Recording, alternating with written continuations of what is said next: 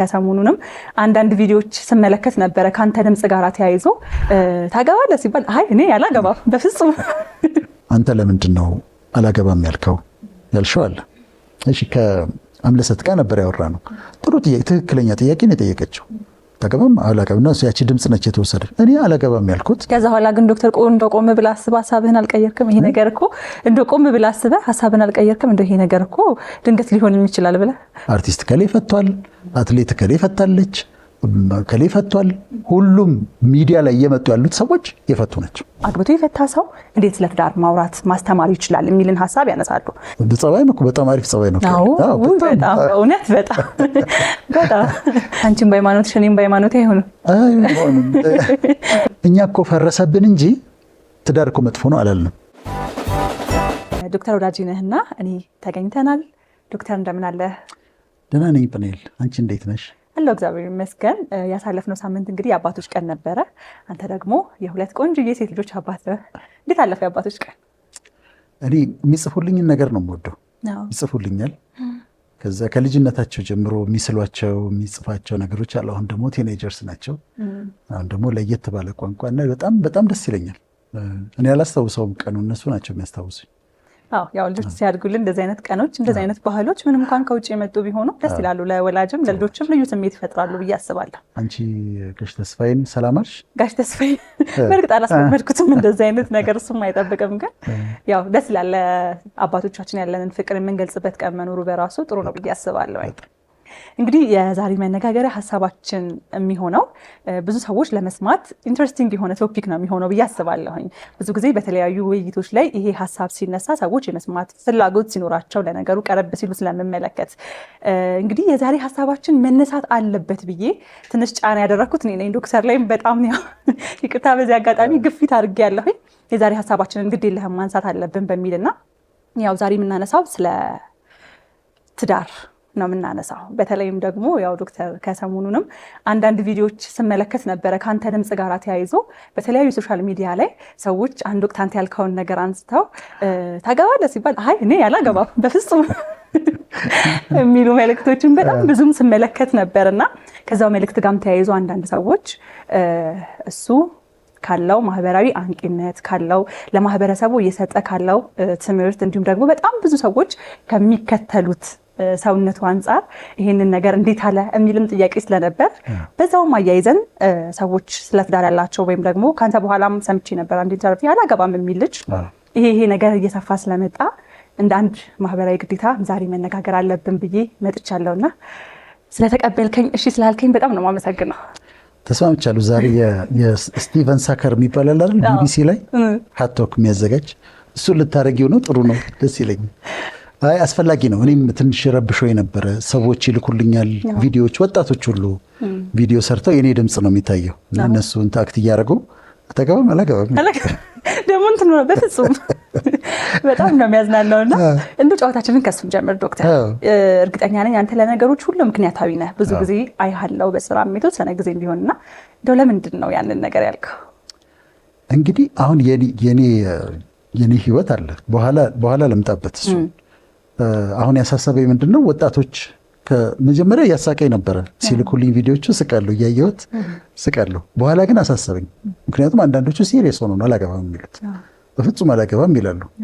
እና የኔ ካሳለፍኩት የግል ህይወት ነው ብዙ ስላሳለፍኩኝ ከዚህ በኋላ ባለው ህይወቴ ማለቴ ነው። በኋላ በደንብ አስረዳለሁ። ግን ሀሳቡን ስላነሳሽው ደስ ብሎኛል። አስፈላጊ ነው። እንግዲህ ዶክተር ዛሬ ያው ካነሳ ነው በደንብ እናነሳለን ብዬ አስባለሁ ስለ ትዳር፣ የትዳር ህይወት ምን ይመስላል ስለሚሉ ነገሮች። ከዛ በፊት ግን ብዙ ሰዎች ብዙ ትምህርትህን በጣም ወደው በፍቅር ይቀበሉታል። በጣም ብዙ ይወዳል። እኔ እስኪገርመኝ ድረስ እንደውም አንዴ የሰዎች ፍቅር ሁሉ እንዴት ነው ሃንድል ማድረግ የምትችለው ሁላ ብዬክ ነበርና እዚህ ሀሳብ ላይ ሲመጣ ግን ሰዎች ተቃውሞን ሲያነሱ አያለሁኝ ብዙ ጊዜ። በህይወት ውስጥ ስኬታማ የሆነ ነገር የሌለው ሰው ወይም ደግሞ አግብቶ የፈታ ሰው እንዴት ስለ ትዳር ማውራት ማስተማር ይችላል የሚልን ሀሳብ ያነሳሉ። እዚህ ጋር አንድ የራሴን አስተያየት መስጠት ፈልጋለሁ። ሰዎች የሆነ ነገር ፌል ካረገባቸው ከዛ ነገር በጣም ይማራሉ ብዬ አስባለሁ። ለምሳሌ እኔ አሁን አንድ ልጅ አለኝ፣ አግብቼ ነበር አይደለ? ከዛ በፊት የነበረኝ ስለ ትዳር ያለኝ ህይወትና አሁን ላይ ስለ ትዳር ያለኝ አመለካከት ፍጹም የተለያየ ነው። በትዳር ውስጥ እኔን ተታውቀዋለሁኝ፣ በጣም ብዙ አጥፍቻለሁኝ። በትዳር ውስጥ ያደረኳቸው ብዙ ነገሮች አሉና ያንን ነገር ዛሬ ላይ አዲስ ላላገቡ እህቶቼ በመክራቸው ምን ችግር አለ? እንደኔ እንዳይሳሳቱ፣ እኔ ትዳር ውስጥ ገብቼ ያጠፋሁትን ጥፋት እንዳያጠፉ፣ ነገ ህይወታቸው እንዳይበላሽ እኔ ወጥቼ በመክራቸው ምን ችግር አለ ከኔ ቢሰሙ?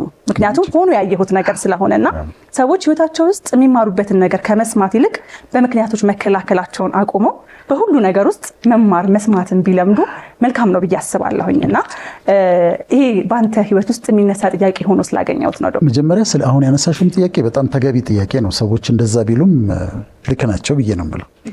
ስለ ኤግዘምፕላሪ ስለመሆን ምሳሌ ስለመሆን ጥቂት ልናገር፣ ወይም ደግሞ ሮል ሞዴል ስለመሆን በአንድ ህብረተሰብ ውስጥ ምሳሌ ሮል ሞዴል የምታደርጊያቸው ሰዎች አሉ። ግን ሁሉንም ነገር አይደለም፣ በሁሉም ነገር አይደለም ሮል ሞዴል የምታደርጊያቸው። ለምሳሌ አንድ የዩኒቨርሲቲ ፕሮፌሰር አለ እንበል፣ እውነትም ደግሞ ነበሩ፣ በጣም ጎበዝ ፕሮፌሰር። ተማሪ ሁሉ እኛን ፕሮፌሰር ነው መሆን የሚፈልገው። ሲያድግ ተምሮ ሄዶ እሳቸውን ነው መሆን የሚፈልገው። ሞዴል ናቸው፣ ሮል ሞዴል ናቸው፣ ምሳሌ ናቸው ለተማሪዎች። እኛ ሰውዬ ግን በየ20 ደቂቃው ሲጋራ ይለኩሳሉ፣ ክላስ ውስጥም ይለኩሳሉ። በቃ አይችሉም፣ ያለ ሲጋራ መኖር አይችሉም። ስለዚህ አንዳንዴ ክላስ ውስጥም ይለኩሱ ነበረ። እኔም ተማሪ ሆኜ ይለኩሳሉ፣ ወጥተው ያጨሳሉ። ትንሽ አስተምረው ወጥተው ያጨሳሉ። እኚህ ሰውዬ ሞዴል ናቸው አይደሉም? በትምህርታቸው፣ በፕሮፌሰርነታቸው፣ በምሁርነታቸው የተማሪዎቹ ሞዴል ናቸው። ተማሪው እሳቸውን በምሁርነታቸው ሞዴልነታቸውን ይከተልና ሲጋራዋን ይተዋታል። በሲጋራው ሞዴል አይሆኑለት። ለተሻለ ለይቶ ማንም ፐርፌክት ስለሌለ ለይተን ነው መከተል ያለብን ለማለት ነው። እሺ አንድ ጋዜጠኛ አለ እንበል፣ በጣም ጎበዝ ጋዜጠኛ፣ የታወቀ በጣም ሲናገር ሲያቀርብ አስደናቂ ነው። ክፍለ ሀገር ምናልባት አብረሽው ከሄድሽ ፕሮግራሙን አስደናቂ ስራ ሰርቶ ማታ ግን እንደ ጉድ ይጠጣል። በጣም ይጠጣል፣ እስኪ ሰክር ድረስ ይጠጣል። ይሄንን ጋዜጠኛ ሞዴል እናድርገው አናድርገው? በሙያው በንግግሩ በፕሮፌሽኑ በጣም ጎበዝ ነው። ሰዎች ጋዜጠኞች ሁሉ ጀማሪዎች እንደሱ ነው መሆን የሚፈልጉት። ከስራ ውጭ ግን እሱ እስኪወድቅ ድረስ ይጠጣል። ስለዚህ ምንድነው የምታደርጊው? በፕሮፌሽኑ ትከተዩና በመጠጡ ትከተዩ፣ ለይተሽ ነው ማለት ነው። እና አሁን ይሄ ነው። እሺ ጎበዝ አርቲስት አለ እንበል፣ በጣም ጎበዝ አርቲስት፣ በቃ አርት ውስጥ መግባት የሚፈልግ ሰው በሙሉ እሱን ነው መሆን የሚፈልገው። ተሸላሚ ነው እንበል፣ በየዓመቱ ሲናደድ ይደባደባል፣ ቆጣል፣ ይሳደባል፣ ይደባደባል። ይሄን ልጅ ለአርቲስቶች ሞዴል ላድርገው አላድርገው? ይህ አሁን በአርቱ በፕሮፌሽኑ ጎበዝ ነው፣ በመደባደቡና በመሳደቡ ግን ሞዴል አይደለም። ይለያል ማለት ነው። እሺ ቢሊዮነር የሆኑ ነጋዴ አሉ፣ በጣም ሀብታም፣ ሰርተው ከትንሽ ነገር ተነስተው ትልቅ ቦታ የደረሱ፣ በቢዝነሱ ዓለም እንዴት መስራት እንዳለብሽ የሚያሳዩሽ ሰው ያሉ፣ በጣም ደስ ይላል። እሳቸውን ተመልከቱ፣ እንዴት ከመሬት ተነስተው እንደዛ እንዳደረጉ እንላለን። እሳቸው ግን 6ኛ ክፍል ነው ትምህርት ያቆሙት። ለልጆቼ ምሳሌ ይሆናሉ። ከመሬት ተነስቶ በጣም መበልጸግን፣ በስራ ጎበዝ ሆኖ መውጣትን ከእሳቸው ነው የምትማሪው። ሙሉ ለሙሉ ግን ለልጆቼ ሞዴል ላድርጋቸው ብል እሳቸው ምንድን ነው የሚሆነው? 6ኛ ክፍል ነው ትምህርት ያቆሙት።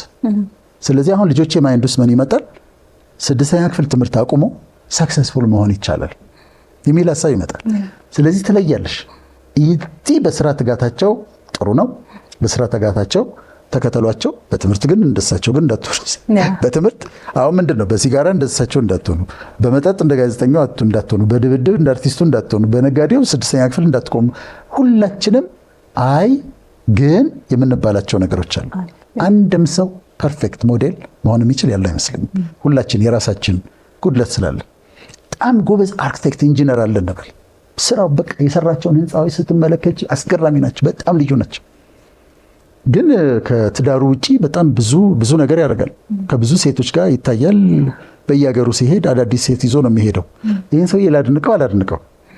ኦኬ፣ በሙያው ተከተሉት። ያችኛዋን የሚያደርገውን ነገር ግን አታድርጉት ያለሽ። ሁሉም ሰው እንደዛ ድካም አለው። እኔና አንቺ ደግሞ ምሳሌ የምንሆንባቸው ነገሮች አሉ። ለምሳሌ ስለ ራስ መውራት እንዳይሆን በትምህርት እኔ ልጆችሽን እንደሱ ሁኑ ማለት ትችላለሽ። ምክንያቱም ብዙ ስለተማርኩ በጣም በትጋት በማስተማር እንደሱ ሁኑ ማለት ትችላለሽ። በስራ ጸባይም እኮ በጣም አሪፍ ጸባይ ነው። በጣም እውነት በጣም እና በጸባይም ጥሩ ነው ልትይ ትችላለሽ። በነገራችን ላይ ሃይስኩል ተማሪ ሆኜ በተለያዩ ነገሮች ሲሸለም አንዱ በጸባይ ነው የተሸለመው። እኔ ከሰው እንዴት ከዶክተር ጋር ይጣላል እላለሁ። እውነት በጸባይ ከዛ ግን ለነዚህ ነገሮች ምሳሌ እንሆንና በትምህርት ተከተሉኝ፣ በማንበብ ተከተሉኝ፣ በባህሪ ተከተሉኝ፣ በትዳር ጉዳይ ግን እንዳትከተሉኝ ትያለሽ። እዚህ ጉዳይ በትዳራቸው የተሳካላቸውን ሰዎች ተከተሉ እንላለን። እና አሁን አሳሳቢ የሆነው ምንድን ነው? እኔን ጨምሮ በጣም የታወቁ ሰዎች በተደጋጋሚ በየሳምንቱ የሚመጡ ትላልቅ ፕሮግራሞች የፈቱ ሰዎች ናቸው። አርቲስት ከሌ ፈቷል፣ አትሌት ከሌ ፈታለች፣ ከሌ ፈቷል። ሁሉም ሚዲያ ላይ እየመጡ ያሉት ሰዎች የፈቱ ናቸው። ይሄ የሰዎችን ማይንድ እንዳይረብሽ አሁን አንቺ ይህን ሀሳብ ስታመጪ የተስማማሁት አንዳንድ ሰዎች እንደው መክረውኛል፣ እባክህ እንደው ካሁን በኋላ ስለ ትዳር ምናምን አሁን ፐርሰናል ነገር አላነሳም ግን እንዳታነሳ ምናምን ብሎ የጻፈልኝ ሰው ሁሉ አይቻለሁ፣ ተቀብዬዋለሁ በጣም። ግን ደግሞ በየሳምንቱ የሚመጣው ይሄ ነው፣ የአርቲስት ፍቺ፣ የአትሌት ፍቺ፣ የምን ፍቺ ነውና እኛም ተጠያቂዎች ነን። እንግዲህ አንቺም ተናገርሽ፣ አንቺም ፈተሻል፣ አንቺም ደግሞ ትጠየቂያለሽ። ማለት ትጠየቂያለሽ ስል ማስረዳት አለብን፣ ትውልዱን ማስረዳት አለብን። ፈልገን ነው ወይ የሆነው? መፍታት ፈልገን ነው ወይ? ደስ የሚል ነገር ሆኖ ነው ወይ? አሪፍ ነገር ነው ወይ መፍታት? ምንም ፔን የለውም ወይ? ይሄንን ማስረዳት አለብን። እና ከድካማችን አውጥተን ስንናገር ጥቂት ሰዎች ናቸው እንደዛ የሚሉት። ይሄ ነው ያንን ማስረዳት ስላለብን ነውና እኛ በገጠመን ምክንያት ሰዎች መሰናከል የለባቸው። ዛሬ ከተማ ውስጥ አዲስ አበባ ውስጥ የተጋጩ መኪናዎች አሉ። ወይ ግጭት አለ፣ መኪና ግጭት አለ ብዬ በኋላ በመኪና አልሄድም አይደለም፣ በእግሬ ሄዳለሁ አይደለም። እንደዚህ አይነት ነገር በታዋቂ ሰዎች ላይ ቢፈጠርም የትዳርን ክቡርነት ማስረዳት አለብን። በጣም እንግዲህ እንዳልከው ነው ዶክተር፣ ምናልባት ሮል ሞዴል የምንሆንባቸው መንገዶች የተለያዩ ናቸው።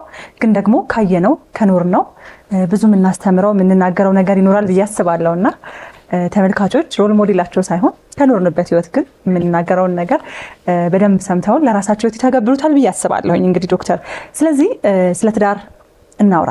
በመጀመሪያ ደረጃ ትዳር ውስጥ ያለው ደስታ፣ ትዳር ውስጥ ያለው ህይወት፣ ትዳር በራሱ ምን አይነት ነበረ? ምክንያቱም እያንዳንዱ ሰው አሁን ላይ አላገባም የሚለው በብዛት ትዳርን ያላዩ ሰዎች ናቸው፣ ገና ልጆች ናቸው፣ ምኑንም ያልቀመሱት ናቸውና ትዳር በጣም ደስ የሚል ነገር ነው በጣም። ስለዚህ ስለ ትዳር እናውራ እስኪ። ትዳር ምን አይነት ነው?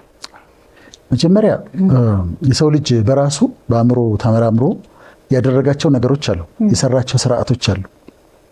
አሁን ሙሴን ያየሽ እንደሆነ ህዝብን ሰብስቦ ዳኛ ሆኖ ተቀምጦ የሚስቱ አባት ዮቶር ነው መጥቶ ይሄ ነገር እኮ ልክ አይደለም የምታደርገው፣ ቀን ሙሉ ቆመው አንተን እየጠበቁ ከአንተ ዳኝነት እየፈለጉ አለው። ከዛ ከፋፍል አለው። በ10 አድርግና 10 አለቃ፣ 100 አድርግና የ100 አለቃ፣ 1000 አድርግና 1000 አለቃ።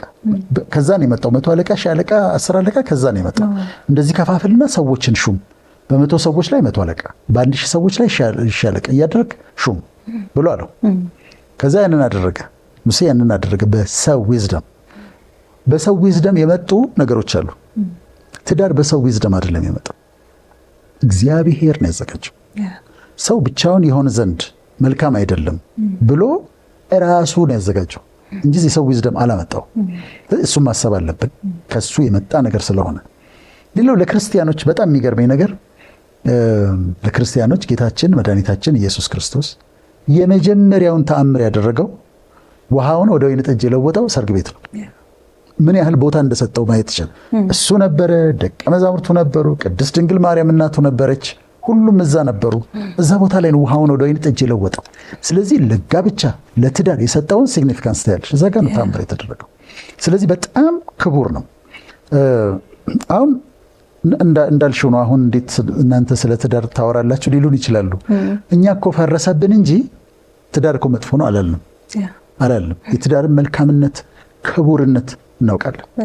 ስለዚህ አሁን ጥቂት የትዳርን በረከቶች እንመልከት። አንደኛው the blessing of oneness የሚባል ነው። አንድ ይሆናሉ የተባለው ሁለቱ ባልና ሚስቱ አንድ ይሆናሉ። ወላጆቻቸውን ይተዋሉ፣ ሁለቱ አንድ ይሆን። ሌላ ቦታ oneness የምታገኝበት ቦታ የለም እና አንድ የመሆን እድልን የምታገኝበት ቦታ ትዳር ነው። አንድ ይሆናሉ የሚለው በጣም ትልቅ ኮንሰፕት ነው። ሁለተኛው the blessing of togetherness ይባላል። ሁል ጊዜ አብረው ናቸው። ጓደኛሽ ይመጣል ይሄዳል፣ ያክስትልሽ ልጅ ይሄዳል ይመጣል ይሄዳል። አብሮሽ ያለው ማን ነው? ባልሽ ነው። ኢቭን ልጆች ራሱ ይሄዳሉ። ይሄ ኢቭን ልጆች ይሄዳሉ። አንቺ ስትይ ነበር ባለፈው አሁን ልጆች አንቺ አባትሽና እናትሽ ቱጌዘርነስ አብረው ናቸው። ስለዚህ ይሄ በረከት ነው። the blessing of togetherness ይባላል። እዛ blessing of friendship ደግሞ አለ። ስታገቢ እናንተ ትዳር አያስፈልግም የምትሉ ሰዎች ስታገቢ ጓደኛ ነው የምታገኘው፣ ቋሚ ጓደኛ። ሚስቴ ጓደኛዬ ነች፣ ባልሽ ጓደኛሽ ነው። ጥሩ ጓደኛ የምታወሪው፣ የልብሽን የምታወሪው፣ ሀሳብሽን የምትገልጭለት እንደ ጓደኛ የሚሆንሽን ሰው ነው የምታገኘው። ባል ብቻ አይደለም ትዳር የሚሰጥሽ ጓደኛም ነው። እነዚህ በረከቶች አሉት ትዳር በጣም። ከዛ አራተኛው the blessing of love ይባላል። ፍቅር የምታገኝበት ቦታ ነው። ፍቅር ያለበት ትዳር ከሆነ ፍቅርን በየቀኑ ጠዋት ማታ የምትመገቢበት ቦታ፣ የፍቅር እንክብካቤን የምታገኝበት ቦታ። እንደ ትዳሩ ይለያያል እንግዲህ እና ኖሪሽ የምትደረጊበት የፍቅርን የምትጠግቢበት ቦታ ነው ትዳር ማለት። በጣም ብዙ በረከቶች ነው ያሉት። the blessing of dependence ይባላል። ዲፔንድ ምርኩዝ ነው የሚሆንሽ የትዳር ጓደኛሽ።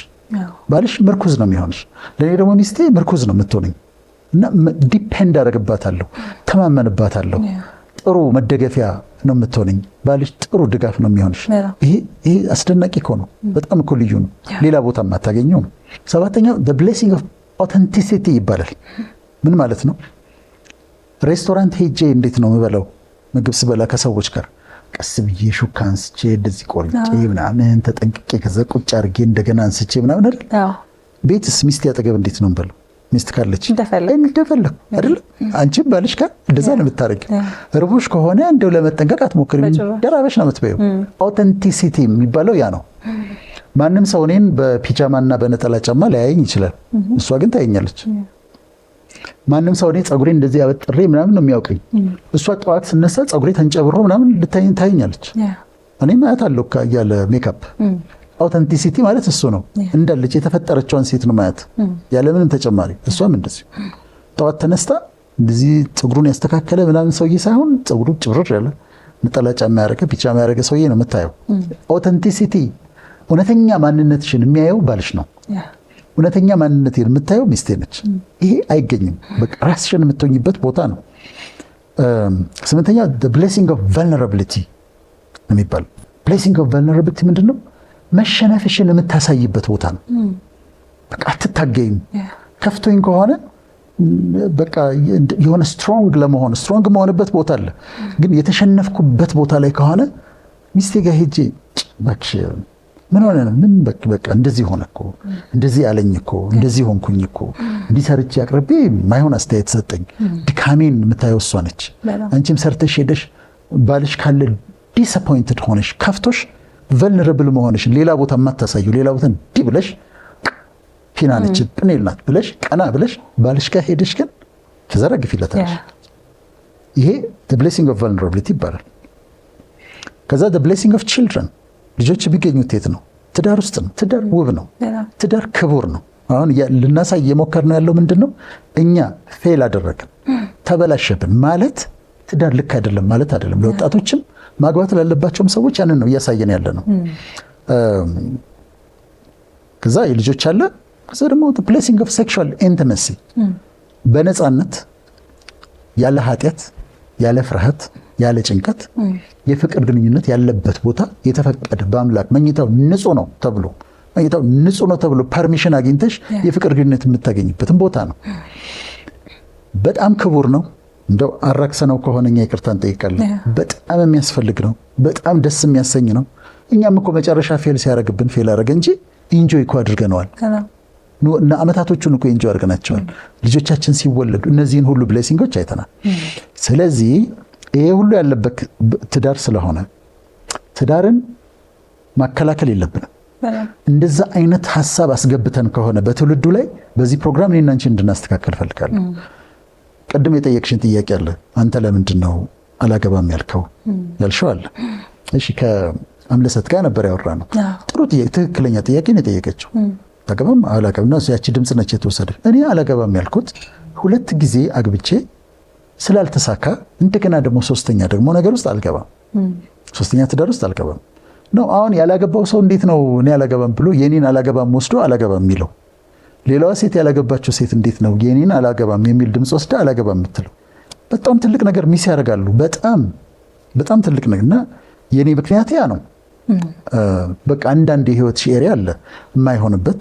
አንቺ አሁን አንዴ ነው፣ ስለዚህ ገና ሁለተኛ እድል አለሽ እና እኛ ፌል ስላደረግን እኔ እዚህ ኤሪያ ላይ ተሸነፊያለሁ ብለሽ የምትሸነፊባቸው ቦታዎች አሉ።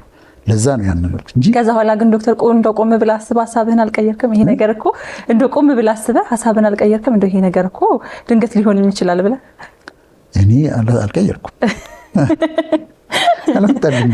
ሀሳቡም የለኝም። በእውነት ሀሳቡም የለኝም። እኔ እንጃ ውስጥሽ ከሌለ እኮ የለም በቃ ወይ እግዚአብሔር አውጥቶታል እንጂ አሁን ሀሳብ የለኝም። ለእነሱ ግን ማግባት ጥሩ ነው። ትክክለኛውን ሰው በትክክለኛው ጊዜ ሲመጣ ማግባት በጣም ጥሩ ነው። ትዳር እጅግ በጣም ጥሩ አንሌስ የተወሰኑ ኤክሰፕሽንስ አሉ። ለምሳሌ ካህናት ሆነው ለምሳሌ ካቶሊክ ፕሪስቶች አያገቡም። ሃይማኖቱ የሚደነግገው ነው። የተዋህዶ ደናግላን አሉ፣ እነሱ አያገቡም። እነዚህ ናንስ መነኩሴዎች እነሱ አያገቡም። አንዳንዶች ደግሞ የተለየ ምርጫ ያላቸው ደግሞ ሰዎች አሉ። በምርጫ ከመጀመሪያው አላገባም ብለው ምርጫቸውን ታከብሪያለሽ። ከዛ በተረፈ ግን የሁሉ በረከት ያለበት የሁሉ ጓደኝነት፣ ልጆች፣ ፍቅር፣ ድካምሽን የምታሳይበት ኦተንቲክ የምትሆኝበት አንድ በጣም አስደናቂ ከአምላክ ከፈጣሪ የተዘጋጀ ነው እና እንደው በአነጋገራችን ዲስካሬጅ አድርገን ከሆነ ትዳርን ለማስተካከል ነው ዛሬ እሺ ያልኩት ይሄንን። እንግዲህ ከዚህ በኋላ ትዳርን አልፈልግም ወይም ደግሞ አይ አላገባም ያሉ ሰዎችም የሚሉ ሰዎችም እነዚህ ያነሳናቸውን ነጥቦች በአጠቃላይ አልፈልግም የሚሉ ሰዎች ናቸው ማለት ነው። ማሰብ አለባቸው ወደኋላ አልፈልግም ማለት ነው እና እግዚአብሔር የሚከብርበትን ትክክለኛውን ህይወት በትዳር ውስጥ ያለውን በረከት ማግኘት የሚፈልጉ ሰዎች እነዚህ ነገሮች የሚፈልጉ ናቸው እና አልፈልግም የሚሉ ሰዎች ደግሞ አሁን የጠቀስናቸውን በሙሉ አልፈልግም እያላችሁ ስለሆነ ወደኋላ ዞር ብሎ ማሰብ፣ ራስን መመርመር ጥሩ ነው። ቀጣይ እንግዲህ ከዚህ ጋር ተያይዞ የምናነሳው ሀሳብ ታዲያ ትዳር ይሄ ሁሉ ነገር ያለበት ከሆነ በረከት ያለበት ጓደኝነት፣ ፍቅር፣ ልጆች፣ ደስታ ያለበት ከሆነ መጽሐፍ ቅዱስም ትዳርን ያገኘ በረከትን አገኘ ይላልና ይሄ ሁሉ ነገር ያለበት ተቋም ከሆነ በጣም በጥንቃቄ መሄድ ያለብን ተቋም ነው ብዬ አስባለሁና ያላገቡ ሰዎች ቀድሞ ትዳር የሚፈርስበት ምክንያት እንዲሁም ደግሞ በትዳር ውስጥ ያሉ ሰዎች ደግሞ ትዳራቸውን ጠብቀው ተንከባክበው መዝለቅ የሚችሉባቸው ምክንያት ከኖርናቸው ካነበብናቸው ደግሞ እያነሳን እስኪ እንነጋገር። ምክንያቱም እኔም ለእህቶቼ በጣም ከኖርኩት ካሳለፍኩት ህይወት ቢያውቁ ቢረዱልኝ ያልኩት ሀሳብ አለና ዶክተር ካንተን ጀምር እስኪ። እንግዲህ ለፍቺ ምክንያቶች የሚሆኑ እኔም ራሴ ጥናት ሰርቻለሁ አዲስ አበባ ውስጥ ማስተርሴን በሳይኮሎጂ ሰራ አዲስ አበባ ውስጥ ጥናት ሰርቼ ሪሰርችን ቴሲስ የጻፍኩት እሱ ላይ ነው እና ምክንያቶች ምንድናቸው የሚለይ በመጀመሪያ እኔ ለባለ ትዳሮች ያለኝን አክብሮት መግለጽ ፈልጋለሁ።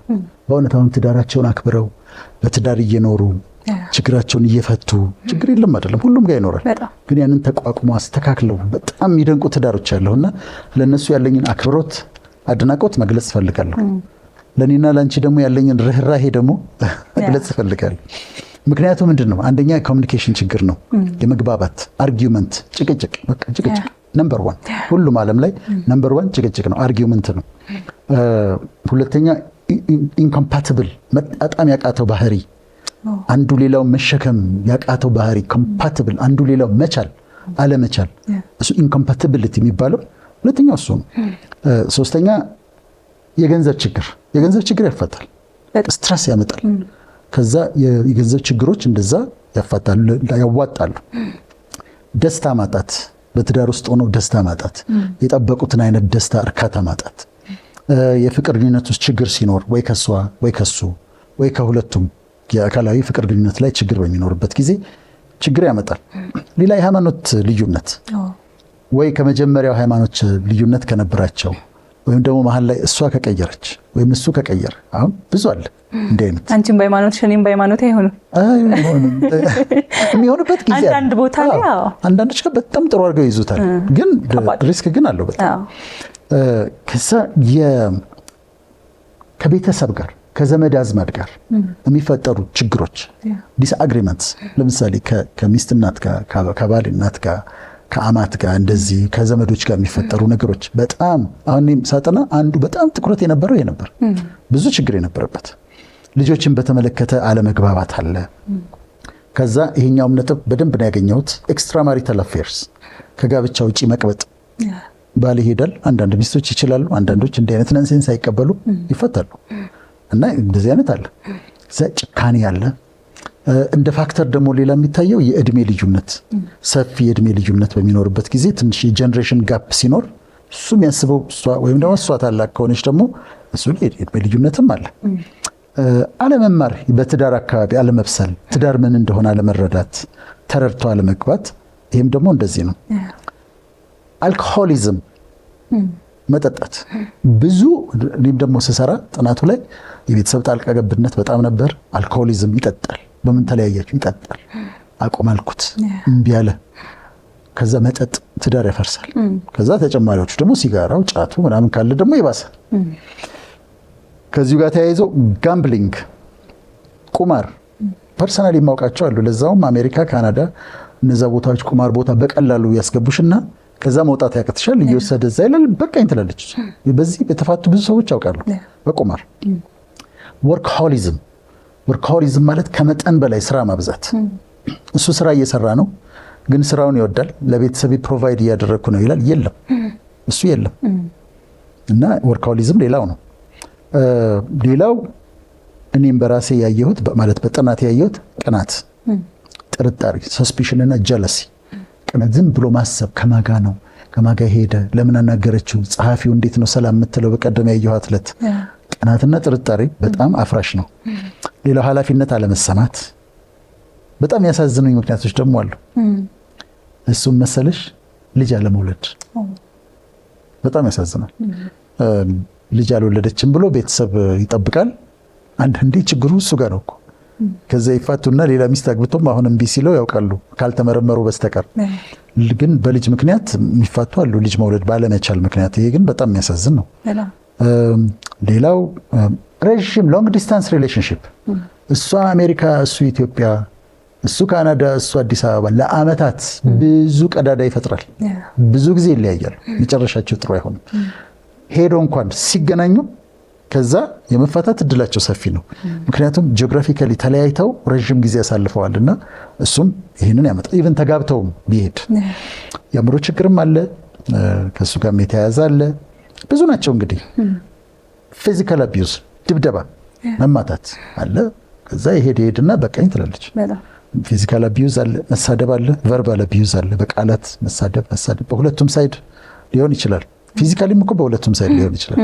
በአንዱ ሳይድ ብቻ በሀገራችን ወንዱን ስለምንፈርጅ ነው እንጂ በዛ ቦታ በጣም እንደዛም አለ። ሲጋራ ቅድም አንስተነዋል። ጫት፣ ኧረ በቃኝ ትላለች። ሲጋራ እኔ ስንት ዓመት ነው የሚጨስብኝ ትላለች ሲበዛበት። ከዛ ጫት ደግሞ ካለ ጫቱ ደግሞ አቅም ይገላል። የጫት ከፋቱም መሰለሽ ፍላጎትን ይጨምራል፣ የፍቅር ፍላጎት ይጨምራል። ካቲኖን ነው የሚባለው ሰብስታንሱ፣ የአምፌታሚን ተመሳሳይ ነው። ፍላጎት ይጨምርና አቅምን ይገላል። ስለዚህ ሚስት አለች፣ እሱ ጫቱን ይቅማል፣ ከዛ ፍላጎቱ ይጨምራል፣ አቅም የለም እና ያስመርራል። ታግዘው ሊኖሩ ይችላል። የቤት ማነስ ሃውሲንግ፣ እሱም የሚገርም ነው። ቤታቸው የማይመች በሚሆንበት ጊዜ አይሽ አሁን አንድ ክፍል ትርፍ ካለች ስትጣይ እዛ መኝታ ቤት ትገቢና ትራሱንም ትመቻለሽ፣ ታለቅሻለሽ፣ ምናምን ጨርሰሽ ወደ ሳሎን ትመጫለሽ። አንድ ክፍል ከሆነስ ኖዌር ቱ ጎ ማታ እዛው ነው የምትጨርሺው። እዛቸው አንድ ክፍሉ የምትሄድበት ቦታ የለም። ስለዚህ እሱ ደግሞ አንድ ሌላ ምክንያት ነው። ከዛ የሚታይሽ አማራጭ ሌላ ክፍል ሄደሽ ጨርሰሽ አልቅሰሽ መምጣት ሳይሆን ከቤት መውጣት ነው። ሃውሲንግ ነው።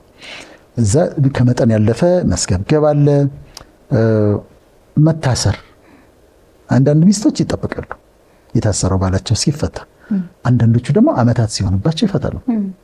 ሚስትም ከታሰረች የሚጠብቅ ባል አለ። አይ ደግሞ ብሎ የሚፈታ ደግሞ አለ። ከውጭ ልጅ መውለድ ብዙ አለ። ይሄም እኔ አሁን ያየሁት ላይ ነበረ።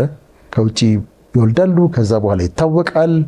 መጀመሪያ ትቀበላለች፣ ግን መቀበል ይቸግራታል። ሴቷ በድብቅ አትወልድም፣ ወንዱ ነው። እነዚህ ለፍቺ የሚያዋጡ ናቸው። ፋክተርስ ናቸው፣ ኮንትሪቢዩቲንግ ፋክተርስ ናቸው። እና ሰዎች የሚፈቱት ቤዚካሊ በእነዚህ ምክንያቶች ወይም እነዚህ ሲደመሩ እና በእነዚህ ምክንያቶች። እንግዲህ በሪሌሽን ላይ ያሉ በፍቅር ግንኙነት ውስጥ በእጮኝነት ውስጥ ያሉ ሰዎችም እነዚህ ምክንያቶች ካሉባቸው ካዩቸው እነዚህ ምክንያቶች ከተጠቀሱት ውስጥ ነገ ቤት ሲሰሩ ሲመሰርቱ ምክንያት ሊሆናቸው ይችላልና ከአሁኑ እነዛ ነገር ላይ መስራት ትዳር ውስጥ ያሉ ሰዎች በጥቂቱ የተጀመረ ነገር እንደዚህ አይነት ነገር ሲያዩ ይህንን ነገር ለማስተካከል መሞከር በጣም መልካም ነው ብዬ አስባለሁ። ሳይፈርስ ለነገሮች መጠንቀቅ መቻል አለባቸው። እነዚህ ያልካቸው ምክንያቶች እንዳለ አሉ። አንድ ግን እንደው ለእህቶች ራሱ ማለት የምፈልገው ነገር ይሄ በእኛ ማህበረሰብ ውስጥ ትዳር በጣም አስፈላጊ ነገር ነው። በጣም ደስ የሚል ህይወትን የምንኖርበት ነገር ነው። ግን ደግሞ ብዙ ጊዜ እንደ ማህበረሰብ ሴት ልጅ ትንሽ እንኳን ቀና ስትል በቃ እንደው 12 ከጨረሰች ዩኒቨርሲቲ ካልገባችም ወይም ደግሞ የሆነ ቦታ ዩኒቨርሲቲ ልክ እንደጨረሰች ቶሎ የሚመጣው ጥያቄ አግቢ ነው። አግቢ ትክክል ነው። ትዳር መኖር አለበት። ግን ደግሞ በስያለው ወይ የሚለውን ነገር ማየት በጣም አስፈላጊ ነው ብዬ አስባለሁ። ለወንዶችም ለሴቶችም ብዙ ጊዜ በትዳራቸው የተፋቱ ሰዎች ሚዲያ ላይ እንዳልከው መተው ሲቀርቡና ሲያወሩ ሲሰማ የሚናገሩት ትልቁ ምክንያት ምንድነው? በሰዓቱ ልጅ ነበርኩኝ፣ አላስተውልም ነበረ፣ ነገሮች ላይ የነበረኝ ግንዛቤ ጥሩ አልነበረም የሚል በጣም በርካቶች ምናልባት ከሰሟቸው ኢንተርቪዎች ኦልሞስት ወደ 80% ምክንያት ተደርጎ ሲነሳ ሰማለሁኝና ትዳር በጣም አስፈላጊ ነው፣ መዘጋጀት አለብን። ግን ደግሞ ለትዳር ምን ያህል በስያለሁ፣ ለሚስትነት ምን ያህል ብቁ ነኝ፣ እናታችን ሚስት ሆና የምታደርገውን ነገር ለማድረግ እኔ ምን ያህል ዝግጁ ነኝ፣ ለእናትነት ምን ያህል ብቁ ነኝ። ወንዱም ልክ እንደዛው ለትዳር ሚስትን ለመንከባከብ ቤትን ለመምራት ምን ያህል በቅቻለሁኝ የሚለውን ነገር ይሄ በተለይ ማቹሪቲ የምንለውን ነገር በደንብ ቢያዩ ሰዎች ከትዳር በፊት በጣም ፎከስ እሱ ላይ ቢያደርጉ መልካም ነው ብዬ አስባለሁ። ከነዚህ ከጠቀስናቸው ምክንያቶች በተጨማሪ ብዙ ጊዜ ሲነሳ ሰማለሁ። ልክ ነው። እኔም ሰማለሁ። አልበሰልኩም ነበር ብዬ አውቃለሁ። የመጀመሪያ ሳገባ 26 ዓመቴ ነበር እና ሬዲ አልነበርኩም። የምገምተው በ35 ዓመቴ ነበር የምለው። ግን ድንገት መጣና በ26 ዓመት አይደል ነው ምንም አላውቅም ነበር። ምሁርነት ሌላ፣ ሐኪምነት ሌላ፣ ትዳር ሌላ። ስለዚህ አሁን እንዳልሽው ማቹሪቲ መዘጋጀት፣ እዚህ ጋር ደግሞ the right person አሁን ብስለቱ ጊዜ ነው አይደለም መቼ የሚለው ነው። ከዛ ማንን የሚለው ደግሞ አለ። ማንን የሚለው ደግሞ በጣም አስፈላጊ ነው። ስለዚህ እኛ ሰዎች ወገኖቻችን ታናናሾቻችን እንዲያገቡ ነው የምንመክረው። በጣም ብዙ በረከት ያለበት ነው። ቀድም እንዳለን ለባለትዳሮች እጅግ የከበረ አክብሮት አለን። በትዳራቸውን አሳምረው ይዘው ክፉ አይንካቸው። በጣም ደስ ይለናል። ይህን ነው የምንለው። ያንዳንዱ ሰው ማቹሪቲ በ18 ዓመቱ፣ ያንዳንዱ ሰው በ50 ዓመቱ፣ ያንዳንዱ ሰው በ40 ዓመቱ፣ ግን ደግሞ ለመምረጥም ለሁሉም ነገር በስያለው የሚለው ማየት መልካም ነው። ቀጣይ እንግዲህ መነሻ ላይ ያነሳነው ሐሳብ ላይ ልንመለስ ነው። ታዲያ ይሄ ከሆነ ሰዎች አሁን ላይ ለምንድን ነው ትዳር የሚፈሩት የሚሸሹት?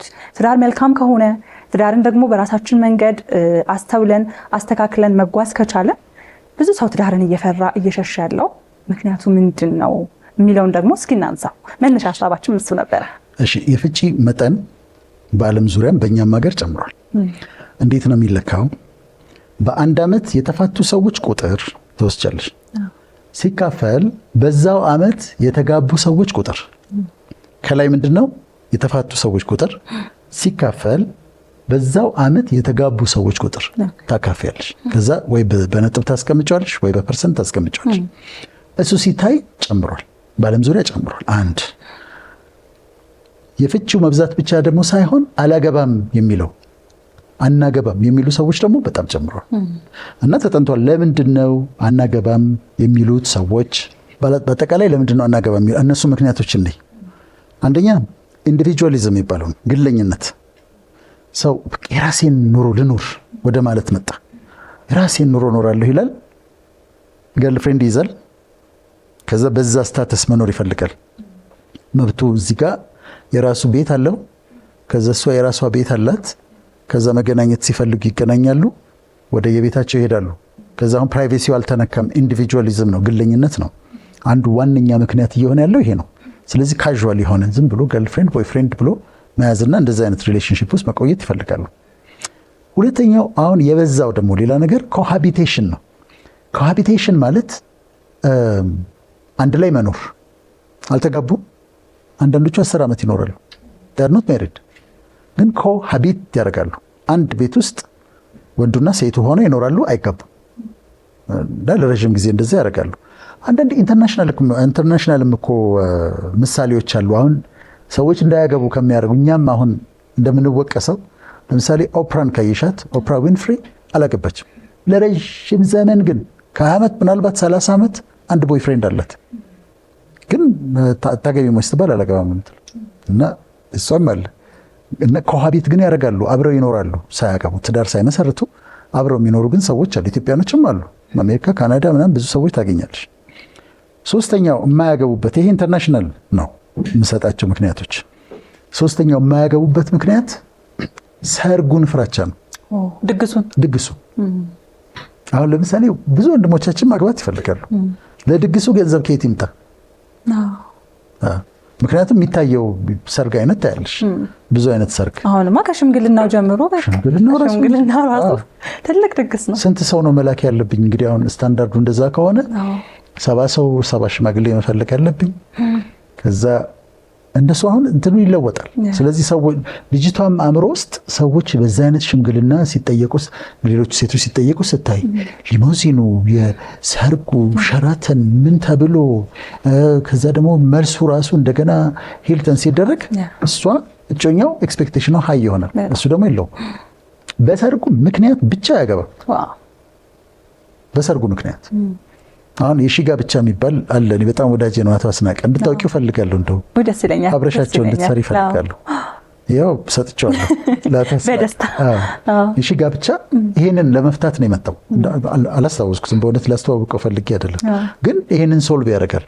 በአንድ ጊዜ ብዙ ሰዎች ይጋባሉ። የሰርግ ፍርሃት፣ የወጪው ፍርሃት ያለባቸው ሰዎች ተጋብተው በጣም አስተማማኝ ነው። አቶ አስናቀ በጣም ወዳጄ ነው።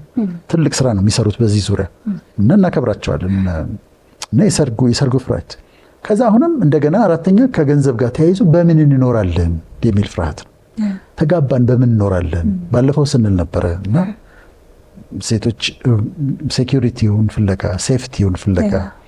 ከዛ ወንድም ያስባል በምንድን ነው የምንኖረው? ይሄ እንዲሸሹ ያደርገዋል። በምን ልኖር ነው ተጋብተን በኋላ ኬት ላመጣ ነው ይላል። እሷም ደግሞ ትፈራዋለች፣ ጋብቻን ይሸሹታል። አምስተኛው ምክንያት ትዳር ሲዘገይ፣ ለምሳሌ እሷ ስትማር ማስተርሷን ስትሰራ ፒኤችዲዋን ስትሰራ ኢንተርናሽናል ኦርጋናይዜሽን ተሰርተ በጣም ሰክሰስፉል ሴት ነች በስራዋ። ሳታገባ ግን ብዙ ዓመት ይቆያል።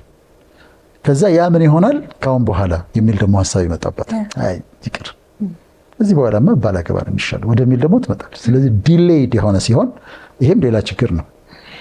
ስድስተኛው ይሄ እንትንን መውደድ፣ ፐርሰናል ኦቶኖሚን ፍሪደም መውደድ። እንደፈለኩ ገባለሁ፣ እንደፈለኩ ወጣለሁ፣ የፈለኩበት አመሻለሁ፣ የፈለኩበት እሄዳለሁ የሚል እሷን ለመተው ፈቃደኛ ለመሆን ትዳር ገባሽ እሷ የለችም፣ አይሆንም። ሰዎች ወደ ትዳር ሲገቡ ፐርሰናል ኦቶኖሚያቸውን አስቀምጠው ነው የሚገቡት። በፊት ጓደኞቹ ጋር መሽ ይጫወት እንደነበረ በልክ ነው የሚያደርገው። እንደፈለገ ትራቭል ያደርግ እንደነበረ አሁን እንደዛ ማድረግ አይችልም።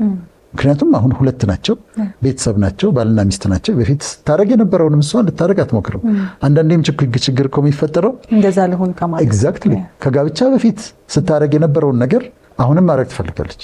ከጋብቻ በፊት ከጓደኞቿ ጋር ናይት ክለብ ትሄድ ከነበረ አሁን ካገባች በኋላ ከጓደኞቿ ጋር ናይት ክለብ መሄድ ትፈልጋ። አይቻልም፣ እንደዛ አይሆንም። እና ያ ኦቶኖሚን መተው፣ ፍሪደምን መተው ፍርሃት፣ ይሄም ሌላ ችግር ነው። ሰባተኛው ሃይማኖት አለመኖር። ሃይማኖት የሌላቸው ሰዎች ያለማግባት እድላቸው ከፍተኛ ነው። ለምን ምን ያደርግልኛል ይላሉ። በቃ ግንኙነት አለ፣ ፍቅር ግንኙነት ምን ችግር አለው? ለምን ማግባት አለብኝ ብለው ያስባሉ። የሚፈሩት አምላክም የለም፣ የሚኖርለትም ቃል የለም። ስለዚህ እንደዚህ አይነት ችግር ውስጥ ሊገቡ ይችላሉ። ስምንተኛው ቅድም እንዳልነው የፍርሃት የፍቺ ፍርሃት። እየተፋቱ አይደል እንዴ? አርቲስት ከሌ ፈታ፣ አርቲስት ከሊት ፈታች፣ ዶክተር ፈቷል፣ እንደዚህ ነው። ስለዚህ ብጋባ ልፋታ እችላለሁ ማለት ነው ብለው ገና ከመግባታቸው በፊት ፍቺን ያስቡታል። ስለዚህ እሱ ይዛቸዋል። ይሄም መሆን የለበትም። ቅድም እንዳልኩት ነው። እዛ ጋር ህንድ ላይ አውሮፕላን ወድቋል አይደል በቅርቡ። ያ ስለሆነ ብዬ በአውሮፕላን መሄዴን አላውቀውም። የተወሰነ ነው ፌል አድርገብን ማለት ሁሌ ፌል ያደርጋል ማለት አይደለም። ዘጠነኛው ንብረት ሲኖራቸውና ንብረት ካለ ሀብት ካላቸውና በኋላ ምንድነው የሚሆነው ከተለያየን የሚል ፍርሃት ካለባቸው፣ ስንለያይ ግማሹን ይዛው ትሄዳለች። ወይም ደግሞ እሷ ሀብት ይኖራትና እንዲህ አሁን ባገባ እኮ ድንገት ብንለያይ 50% እኮ ይዞት ነው የሚሄደው። የተለየ አሬንጅመንት አለ፣ ግን ይሄ ፍርሃትም አለ። የመጨረሻው አስረኛው ድሪም የሚያደርጉት ሰው እንዲመጣ መጠበቅ። በቃ በፈረስ ላይ ሆኖ ካውቦይ ሆኖ ኮፍያ አድርጎ ምናምን እንደዚህ አይነት ድሪም ኤክስፕሬሽን ነው። እንደዛ አይነት ፊልም ላይ ያዩትን ሰውዬ መጠበቅ እና እሱ ክራይቴሪያ አስቀምጠው እንደዚህ የሆነ ለምሳሌ ሴቷ የተማረ ረዥም መልከ መልካም ጨዋ ወደ ሌላ ሴት የማያይ ተኝቼ ያለው ቁርስ አምጥቶ የሚያቀርብልኝ ብሬክፋስት ኦን ቤድ እንትናምቶ ጠዋት ተነስቶ ቁርስ ሰርቶ አምጥቶ አልጋ ላይ የሚያመጣልኝ ከዘመዶቹ ደግሞ እንደሚጠነቀቅልኝ ብለው ረዥም ክራይቴሪያ ያስቀምጣል። ምናልባት ያንን የሚያሟላ ሰው ላይኖር ይችላል ያስቀመጠችውን ክራይቴሪያ። እሱም ደግሞ እንደዚሁ ያስቀምጠው ሊሆናል። እንደዚህ ሆነች፣ ቁመቷ እንደዚህ፣ መልኳ እንደዚህ፣ ጸባይዋ እንደዚህ፣ ስራዋ እንደዚህ የምታከብረኝ፣ እንደዚህ የምታደርገኝ። አንዳንዴ ትንሽ ክራይቴሪያዎቻችንን ሪቫይዝ ማድረግ አለብን ብዬ አስባለሁ። ትዳር እግዚአብሔርም ስጦታ ስለሆነ እግዚአብሔር የሚያመጣትን ሴት ለመቀበል ለወንዱ ደግሞ ለሴቷ ደግሞ እግዚአብሔር የሚሰጣትን ለመቀበል መዘጋጀት አለባቸው እንጂ አንዳንዶቹ አይ ቲንክ እንደው በጣም ብዙ በተለይ ሴቶች እኔ ያየሁት የማያገቡበት ምክንያት እነሱ ያለሙት አይነት ወንድ አልመጣም። ያንን ይጠብቃሉ። እና ምን ይመስልሻል አንቺ? እንደውም ከዚህ ጋራ ሁሌ አንዳንድ ይሄ ቁጭ ብዬ ሳስብ ብዙ ጊዜ በልጅነታችን ውስጥ ያደግንበት አይነት ማህበረሰብ ወይም ደግሞ ትዳር ቤተሰብ ህይወት አለ። ብዙዎቻችን ያው የተወሰነ መመሳሰል አለውና ወንዶቹ ምን ያስባሉ? ልክ የእናቴን አይነት ሚስት የእናቴን በቃ ልክ እንደ እናቴ ለአባቴ ታደርግ እንደነበረው ሩሩ የምትገዛለት የምትሰራ ቤት እንደምታደርግ ብለው ወንዶቹ የእናታቸውን አይነት ሚስት ይመኛሉ። ሴቶቹ ደግሞ የሚገርም ዶክተር ልክ እንደ እናታቸው መሆን አይፈልጉም። ሲያድጉ ጀምሮ እኔ እንደ እናቴ መሆን አልፈልግም ብለው ነው የሚያድጉት ብዙ ሴቶች ማለት ነው። እና እዚህ ጋር ትንሽ መተላለፍ ያለ ይመስለኛል። ወንዶቹ የእናታቸውን አይነት ሚስት ይፈልጋሉ፣ ሴቶቹ ደግሞ ልክ እንደ እናታቸው መሆን አይፈልጉም። ስለዚህ ራሳችንን እዚህ ጋር ልክ እንዳልከው ኤክስፔክቴሽናችንን ማስተካከል እንደ ዘመኑ ምን ፈልጋት ሚስት እንደ እናታችን እንድትሆን ከፈለገች እኛ ደግሞ ምን አይነት ወንድ መሆን አለብን የሚለውን ነገር ማሰብ፣ ሴቶቹም ደግሞ ወንዶቹ ኤክስፔክት የሚያደርጓት ሴት ምን አይነት ሴት ናት፣ ከዛ ደግሞ ያቺ ሴትን ለመሆን ምን ልስራ፣ ምን ደግሞ መሆን የለበትም መተው አለብኝ የሚለውን ነገር በደንብ ብናስብበት መልካም ነው ላለው ብዙ ጊዜ ስለምመለከት ነውና ኤክስፔክት የምናደርገው የምንስላቸው ነገሮችን ራሳችን ላይ በደንብ ብናስብ ብንሰራ የምጠብቀው ነገር እውነት ልክ ነው ወይ፣ በዚህ ዘመን ይሆናል ወይ፣ እኔስ ራሴን እንዴት ነው ማሳደግ ያለብኝ መስራት ያለብኝ አይምሮዬን ለመቀበል ነገሮችን ዝግጁ ማድረግ ያለብኝ የሚለው ነገር ላይ በደንብ ብናስብና ብንሰራ በጣም መልካም ነው ብዬ አስባለሁ። ተደምረው የማይመጡ ነገሮች አሉ። አሁን ለምሳሌ ሴቶችን ክራይቴሪያ አንዲት ሴት በሐሳብ ክራይቴሪያዋ እንደዚህ ነው እንበል። በጣም መልካም ረጅም የተማረ ምሁር ከዛ ሀብታም ሁሉ ሀብታምና ምሁር አብሮ ላይ ሄድ ይችላል። ይሄ ሰው ምሁር ሊሆን ይችላል። ምሁርና ሀብት ብዙ አብሮ አይሄድም። ስለዚህ አሁን እሷ መልካም ረጅም ሀብታም ምሁር በጣም የተማረ ምንም ብለ የማይደመሩ ፕሮባቢሊቲው በጣም ይጠባል። እና እሱን ማስተካከልና አሁን እንዳልሽው ኤክስፔክቴሽንን ማስተካከል ደግሞ እሱ ብዙ ጊዜ እንዳያገቡ የሚከለክላቸው ይሄ ነው ብዬ ነው የማስበው። በጣም እንግዲህ በተረፈው ደግሞ ሁላችንም በየእምነታችን ያው መጸለይ ብዬ አስባለሁ። ቀደም ሲል እንደጠቀስከው ትዳር ከፈጣሪ ነው በጣም አምናለሁኝ እኔ። ሁላችንም ወደ ፈጣሪያችን ለኔ ያልከው ሰው፣ ምክንያቱም ለአዳምም ሔዋንን የሰጠው ፈጣሪ አይደለ? ስለዚህ ወደ ፈጣሪያችን ለኔ ያልከው ሰው የኔ ህይወት የትኛው ነው ብለን በብዙ መጠየቅ አለብን ብዬ አስባለሁ። እንግዲህ በተቻለን አቅም ዛሬ ስለ ትዳር እንዲሁም ደግሞ ሰዎች ትዳርን የሚፈሩባቸው ምክንያቶችን በተወሰነ የጠቀስንበት ቆይታችን ይሄንን ይመስል ነበረ። የሚቀረን እንግዲህ ዶክተር በዕለቱ አንኳር የሆኑ መልእክቶችን ወደ እናንተ የሚያደርሰው ነው። እሱን ሰምተን አብረን እንመለሳለን። ክቡራትና ክቡራን ዛሬ ፕሮግራሙን ተከታትላችኋል። እንግዲህ ከድካማችን ከህመማችንም ነው ዛሬ ለማስተማር የሞከርነው። እንደተጠቀማችሁበት አምናለሁ። በጣም አጭር መልእክት ደግሞ አሁን ለማስተላለፍ ፈልጋለሁ።